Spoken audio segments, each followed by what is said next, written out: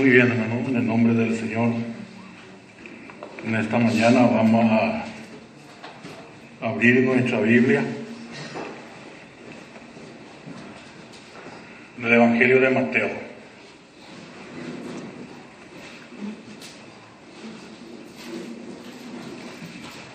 Evangelio de Mateo, capítulo 16.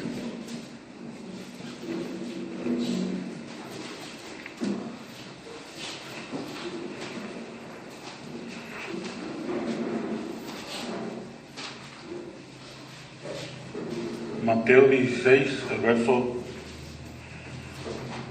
18 y 19. Dice así la palabra del Señor.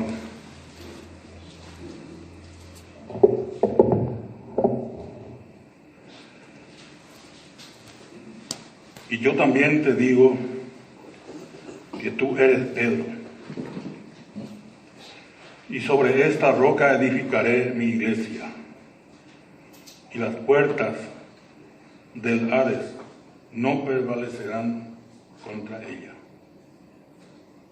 Y a ti te daré la llave del reino de los cielos. Y todo lo que atare en la tierra será atado en los cielos, y todo lo que desatare en la tierra será desatado en los cielos. El Señor bendiga esta porción. Gracias al Señor por su plan, por su propósito. Sabemos que en esta parte Jesús es la primera vez que declara acerca de la iglesia. Y la palabra misma viene de la palabra eclesia, que quiere decir un grupo sacado afuera. Y esa es la iglesia. Pero nosotros sabemos que hay muchas ideas y muchos comentarios sobre este versículo, principalmente sobre el verso 18. Como por ejemplo, los católicos dicen que Pedro fue el que quedó para el lugar del Señor. Pero eso no es cierto. Porque aquí dice la palabra que el Señor en su declaración, y sobre esta roca, Jesús refiriéndose de sí mismo. Jesús mismo es la piedra principal. No es ningún ser humano. Y además de todo eso, cuando Jesús declaró esta palabra, Él todavía no fue a la cruz. Y la iglesia comenzó, o sea que nació de la cruz. Ahí empezamos. Y ustedes piensen un poco, ¿y por qué Jesús fue llevado a la cruz? Bueno, sabemos que su pueblo, el pueblo de Israel, le había rechazado a Jesús. Ellos no aceptaron a Jesús como su Mesías. Y el Señor siempre cuando predicaba, Él decía que el reino de los cielos se ha acercado. Pero el reino se compone del rey y del pueblo. El pueblo solo sin el rey tampoco no es reino. Ni tampoco el rey solo sin que el pueblo le aclame a él como rey tampoco no es reino. Jesús fue rechazado por los judíos. Pero el plan de Dios nunca puede frustrar en ningún tiempo. Cuando se frustró el reino de los cielos, cuando no salió el reino de los cielos, entonces es un motivo y eso le llevó a la crucifixión, y allí en la cruz, al crucificarle los judíos a Jesús, Allí ya hay una base, el comienzo para que la iglesia pueda salir. Porque la iglesia se compone del gran grupo gentil que somos nosotros. Y la palabra, el Señor dice, edificaré mi iglesia. Muchas veces nosotros encontramos que denominaciones con nombre por una iglesia, y dice iglesia tal, y a algunos pone su nombre y dice de fulano. Pero la iglesia pertenece al Señor. ¿Por qué pertenece al Señor? No es el edificio mismo. Nosotros, cada persona, cada creyente redimido, somos la iglesia. Este edificio acá no es la iglesia. Este es un lugar, sí, donde nos reunimos. Pero el interés del Señor no es este edificio, sino su interés es de tener comunión con nosotros. Porque el Señor dice, habitaré y andaré entre ellos. Ese es el plan de Dios. Y sabemos que al no salir la iglesia, lo que pasó también, eso más adelante, en los capítulos venideros de Mateo, encontramos donde ellos crucificaron a Jesús. Jesús aquí apenas anuncia, hablando de la iglesia. Después, más tarde, sabemos que le crucificaron al Señor. Y después el Señor, después de ser crucificado, allí fue pagado. Así, allí dio entrada para el nacimiento de la iglesia. Allí terminó también el plan, o sea que la ley finalizó también en la cruz. Los judíos, que la ley fue dada para ellos especialmente, finalizó ahí. Según Romanos 10:4 dice que el fin de la ley es Cristo. Finalizó en la cruz. Y al finalizar una etapa viene otra etapa, y esa es la etapa de la gracia. Entró ahí el Señor dándonos lugar, oportunidad para que nosotros los gentiles podamos integrar también. Y eso vamos a ver versículos que nos hablan de eso. Y la iglesia misma sabemos, bien rápido, porque siempre lo que pasa es que no hay tiempo. Y 25:5 de Mateo. Si alguien tiene y quiere leer, puede hacerlo.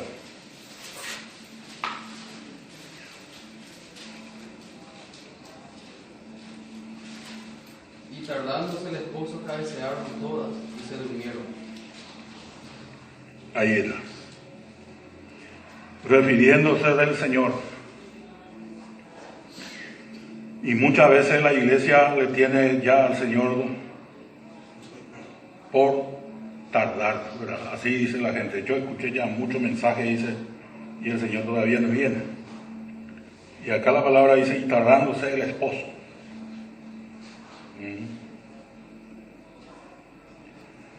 Y Mateo, por supuesto, habla más para los gentiles. El esposo indica que el Señor ya estaba casado, ya estaba con su esposa. Eso encontramos en 1 Tesalonicenses 4. La escritura es bien claro. Que la iglesia fue arrebatada, o sea que la esposa, y el encuentro fue en el aire. Bueno, vamos a ver más versículos en lo que es este tiempo, lo que es la iglesia y cómo es esta época. Romanos 13.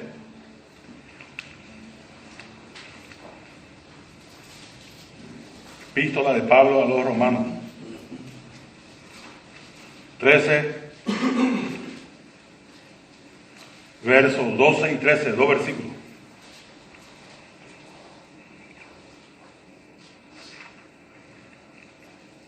La noche está avanzada y se acerca el día. Desechemos pues las obras de las tinieblas y vistámonos las armas de la luz. Andemos como de día, honestamente, no en glotonerías y borracheras, no en lujurias y lascivias, no en contiendas y envidia. Ahí está. La noche está avanzada y se acerca el día. El día habla de la venida del Señor.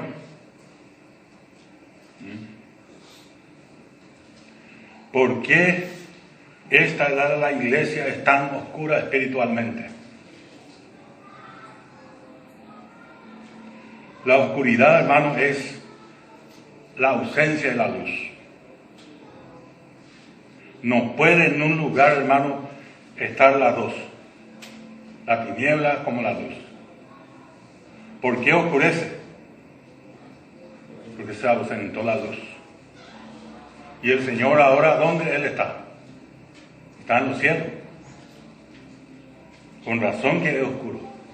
Y la palabra aquí dice que es, la noche está avanzada. Pero va a llegar el día. Va a llegar el día. Y gracias al Señor, porque va a amanecer. Malaquías, capítulo 4, verso 2.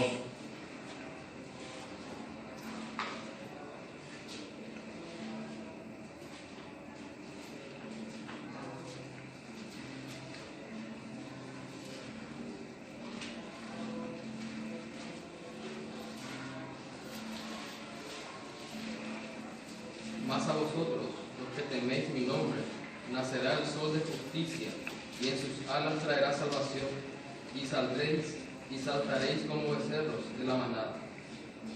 Ahí está.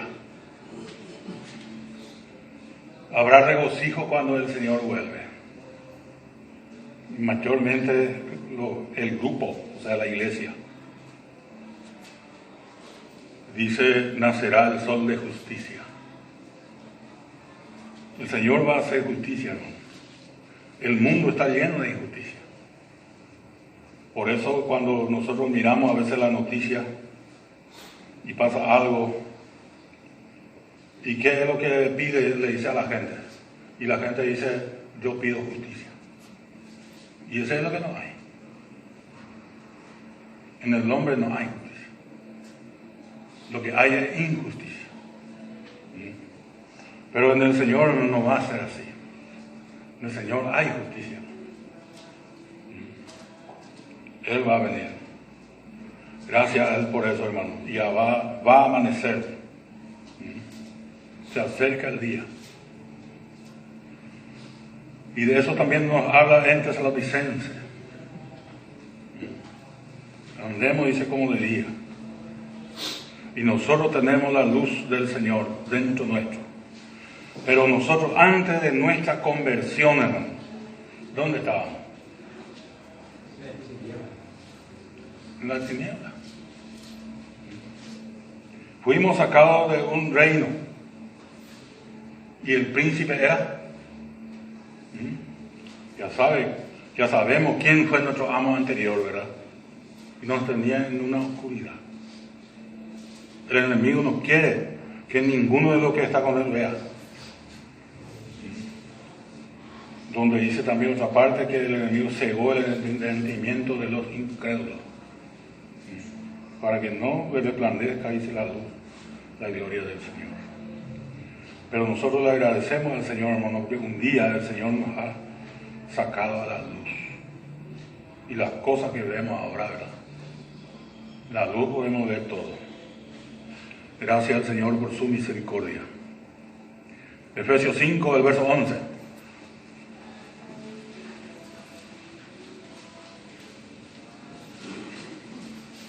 Y no participéis en las obras infructuosas de las tinieblas, sino más bien reprendedlas. Ahí está. Obra infructuosa. Y el apóstol habla a los hermanos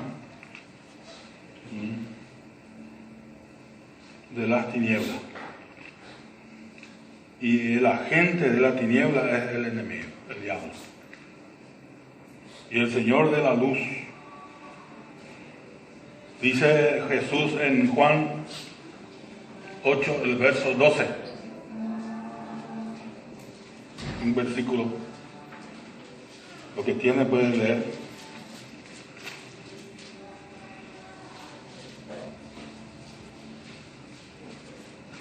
Otra vez Jesús les habló diciendo: yo soy la luz del mundo. El que me sigue no andará en tinieblas, sino que tendrá la luz de la vida. Amén. El Señor dice: el que me sigue va a andar en la luz. Y así mismo, hermano. Capítulo 9, del verso 5 de Juan. Entre tanto que estoy en el mundo, luz soy del mundo. Qué era. Y qué oscuro que es el mundo, ¿verdad? El mundo está en una oscuridad densa, ¿no? Dice que cuando Israel, o sea que en Egipto, cuando Israel estaba en Egipto y vino la plaga a ellos, que hasta se podía palpar, dice la oscuridad. Así el mundo ahora. No se veía nada. ¿Y eso es para qué? Porque es, hermano, para que la persona no vea lo que le espera. Y también en la oscuridad, hermano, produce miedo. Miedo. Y el miedo también es gran cosa, hermano. Porque si usted le dice a la criatura para que se vaya cuando es oscuro, por nada no te va a ir. Si es que comienza a tener miedo. El miedo es grande. Y ese viene del enemigo. No es del Señor. Del Señor, hermano, viene la confianza, la templanza. Qué interesante, hermano, y qué como la palabra nos enseña. Vamos a mirar más versículos en Efesios 5, el verso 14.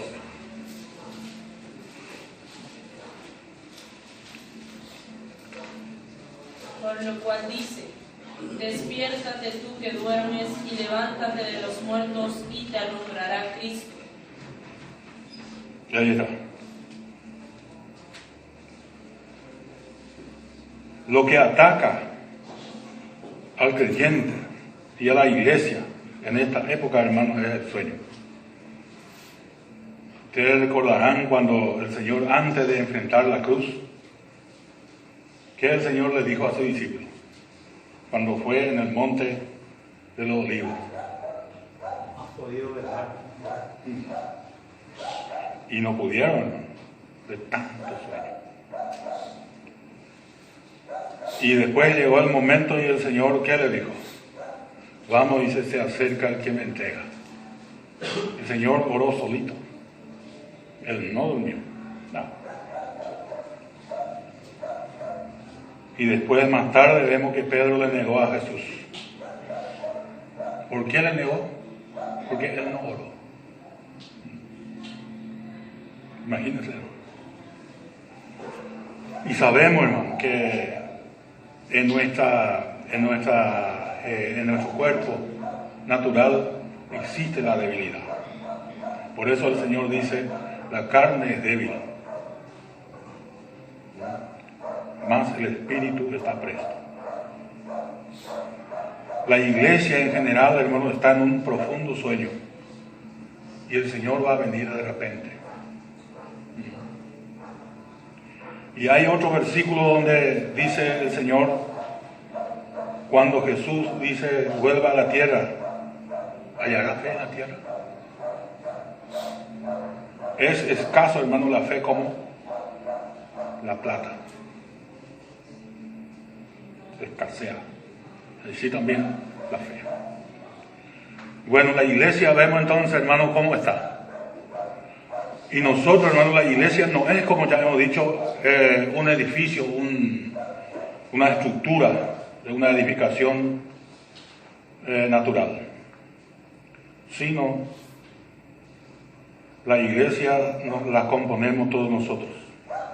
Cada uno de ustedes, al aceptar a Jesús como su Salvador, es miembro de la iglesia, parte del cuerpo.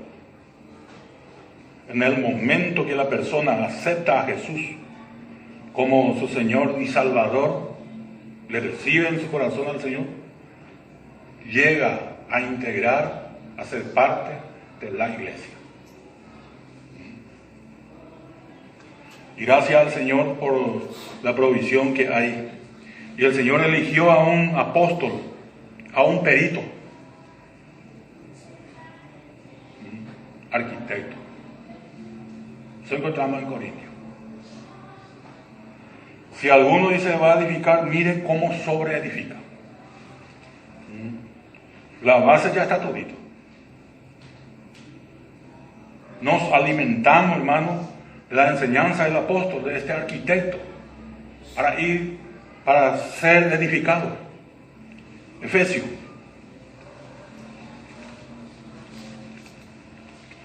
Gracias al Señor por la provisión que tenemos. Gracias al Señor por ser parte de este cuerpo. Ustedes, hermanos, tienen que alegrarse. Ustedes, hermanos, cada uno tiene que dar gracias al Señor por pertenecer a este cuerpo. Porque no es poca cosa. Capítulo 4 de Efesios. Verso 11 al 16. Y él mismo constituyó a unos apóstoles, a otros profetas, a otros evangelistas, a otros pastores y maestros, a fin de perfeccionar a los santos para la obra del ministerio, para la edificación del cuerpo de Cristo, hasta que todos lleguemos a la unidad de la fe y el conocimiento del Hijo de Dios, a un varón perfecto, a la medida de la estatura de la plenitud de Cristo, para que ya no seamos niños fluctuantes, llevados por doquiera de todo viento de doctrina, por estratagema de hombres que para engañar emplean con astucia las artimañas del error, sino que siguiendo la verdad del amor, crezcamos en todo en aquel que es la cabeza, esto es Cristo, de quien todo el cuerpo, bien concertado y unido entre sí por todas las coyunturas que se ayudan mutuamente, según la actividad propia de cada miembro, recibe su crecimiento para ir edificándose en amor. Ahí está. Ese es el deseo, nuestro crecimiento, ¿no? Que crezcamos espiritualmente, que seamos edificados sobre la base de la enseñanza del apóstol. Y Pablo ya puso el fundamento, o sea que el fundamento ya está. Por eso dice cada uno mire cómo sobreedifica. Ningún hermano ni denominación evangélica, hermano, va a crecer sin la enseñanza de Pablo. No hay forma, no hay forma. Por eso el grupo de hermanos que enseña todavía la ley y que quiere aplicar nomás la doctrina que se tiene que cumplir la ley, no va a ser edificado, hermano. No hay caso. Y gracias al Señor por la provisión que nosotros tenemos, porque la Escritura es bien clara. Por ejemplo, en el verso al principio donde hemos leído dice, y él mismo constituyó a unos apóstoles, a otros dice profeta. Estos, ¿por qué dice así? Atiendan bien lo que yo voy a decir. Muchos hasta el día de hoy quieren todavía, hermano, figurar como profeta y apóstol. ¿Por qué Pablo dice así? ¿Sabe cuál es el motivo? Que Apocalipsis todavía en aquel entonces no fue escrito. Pero cuando se escribió Apocalipsis, se completó la palabra, ahí ya estos dos ya no dejó su función.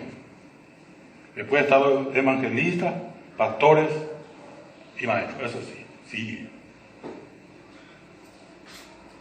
Porque la palabra dice, cesarán las lenguas, la profecía. Y de a poco se va terminando. Pero hay que profetizar, dice alguno, ¿verdad? La palabra más segura, hermano, tenemos la palabra acá.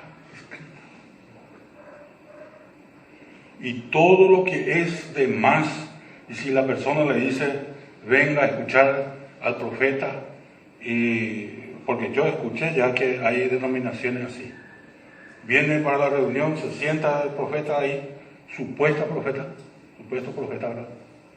Y viene lo que se le antoja en su cabeza. Cuidado, hermano. No es conforme a la palabra. Que nos hace más, no hay más necesidad de usar tu Biblia, que vos tenés que venir para escuchar lo que dice. No, engaño del enemigo. No podemos dejar la palabra, ¿no? La palabra del Señor nunca va a pasar. El mundo pasa, el sistema pasa, la moda pasa, pero la palabra del Señor vive y permanece para siempre. Nosotros no vamos a guiarnos todo lo que es anti-escritural, hermano. No. Vamos mejor a aceptar lo que está escrito en la palabra. La palabra más segura, dice Pedro. Y hacéis bien, dice, en estar atento. Y acá la palabra es bien claro. Y él mismo constituyó. No es el hombre. A veces el hombre dice, vamos a llamarle a fulano para que esté en tal parte. Pero si es el hombre lo que le pone, no sé si va a lograr. Pero si es el Señor, guiado por el Espíritu Santo, hermano, ahí cambia la cosa. Ahí cambia la cosa. Vamos a seguir mirando más versículos. ¿Qué pasó? Hechos. Gracias al Señor, hermano, por la enseñanza que nosotros tenemos, y le agradecemos al Señor. Y varias veces tenemos que expresar al Señor nuestro agradecimiento, que nunca es suficiente. Yo agradezco al Señor. Vamos a ver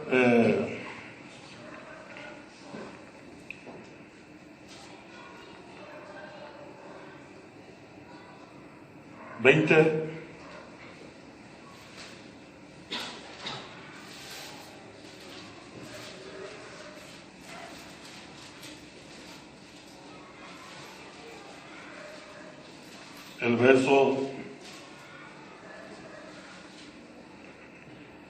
desde el verso 7, por lo menos hasta el verso 10 primero. El primer día de la semana, reunidos los discípulos para partir el pan, Pablo les enseñaba, habiendo de salir al día siguiente, y alargó el discurso hasta la medianoche. Y había muchas lámparas en el aposento alto donde estaban reunidos, y un joven llamado Eutico, que estaba sentado en la ventana, rendido de un sueño profundo, por cuanto Pablo disertaba largamente. Vencido del sueño, cayó del tercer piso abajo y fue levantado muerto. Entonces descendió Pablo y se echó sobre él, y abrazándole dijo, no os alarméis, pues está vivo. Amén. Siempre donde hay palabra y donde está el Señor hay vida. Pero aquí menciona que este muchacho estaba rendido del sueño. Y usted revela lo que es ahora, ¿verdad? ¿Cuántos están, hermanos, en sueño? La iglesia misma. ¿O qué están con oro? Dice que cayó.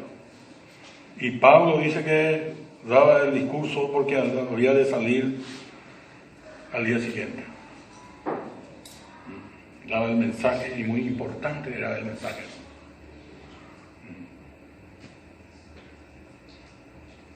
Y siguiendo más la lectura vemos eso, hermano.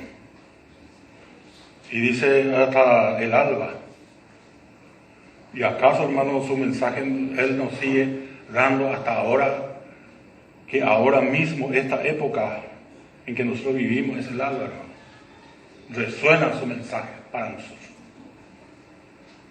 El mensaje del apóstol. Y gracias al Señor. Y vamos a ver otro versículo, Hechos 16, el verso 7 y 8.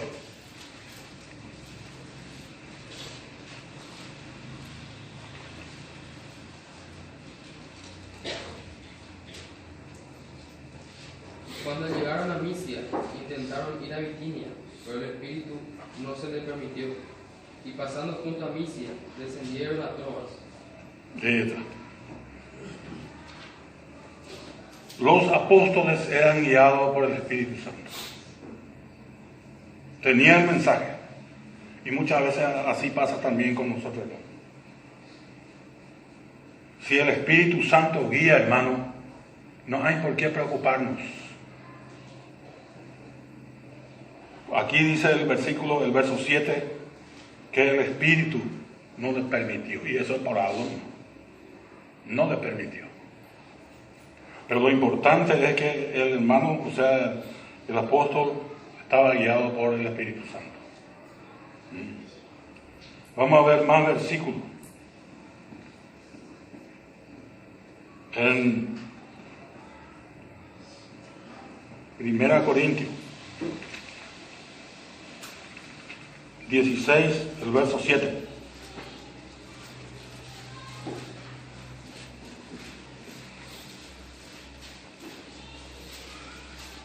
Porque no quiero veros ahora de paso, pues espero estar con vosotros algún tiempo si el Señor me lo permite. Ahí está. Si el Señor lo permite, una dependencia del Señor. Y qué bueno es, hermano, depender del Señor. Y escribiendo también Santiago, ¿qué él dice? Capítulo 4, el verso 15.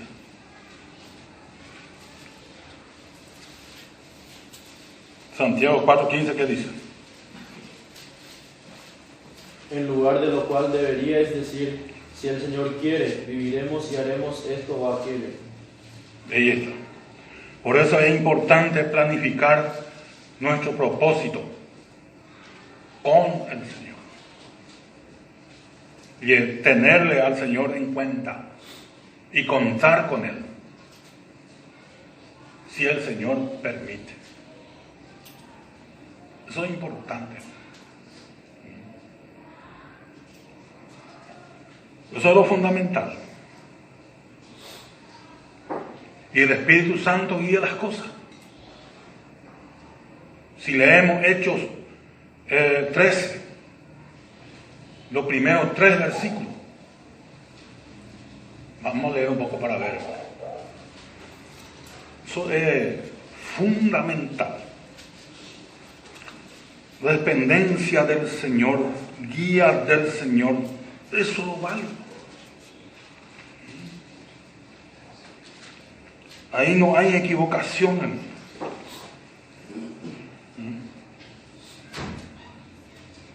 No hay ni habrá.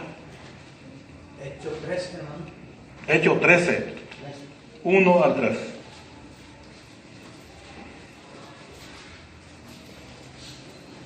Había entonces en la iglesia que estaba en Antioquía profetas y maestros: Bernabé, Simón, el que se llamaba Níger, Lucio de Cirene, Manaén, el que se había criado junto con Herodes el tetrarca, y Saulo. Ministrando estos al Señor y ayunando, dijo el Espíritu Santo: apartadme a Bernabé y a Saulo para la obra a que los he llamado.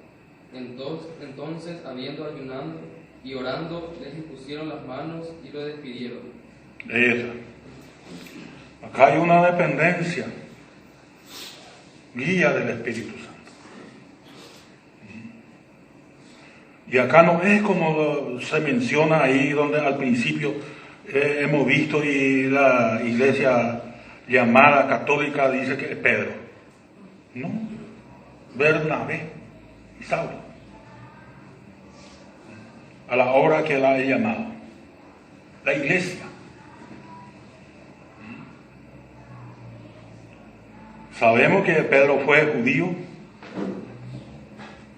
y su epístola nos ayudó mucho también, si leemos.